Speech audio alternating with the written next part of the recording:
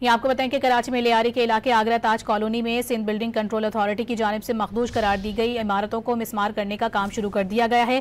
इसकी तफसीलात हम जानेंगे। डॉन न्यूज़ के नुमाइंदे इमरान अहद खान हमारे साथ मौजूद हैं। इमरान, बताइएगा, मखदूश इमारतों को मिसमार करने का सिलसिला जारी है, डायरेक्टर डेमोलेशन का क्या कहना है?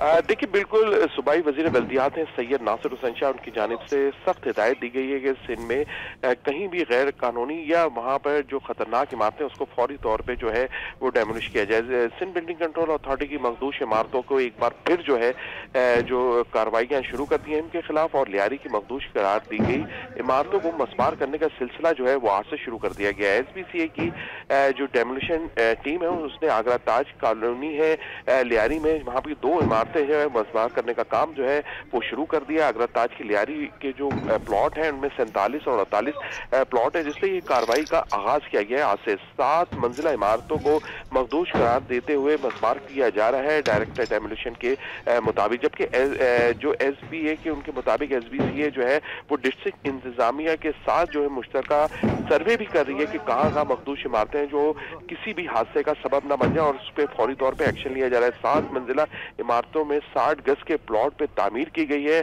और 60 गज की जो प्लॉट है इस पे जो इमारत जो 7 मंजिला बनाई गई है ये भी मखदूश है और किसी वक्त भी ये हादसे का सबब बन सकती है, ये कहना है सिंध बिल्डिंग कंट्रोल अथॉरिटी के DG का। जी, बहुत शुक्रिया इमरान, आपका तफसीली तौर पर आगाह करने के लिए।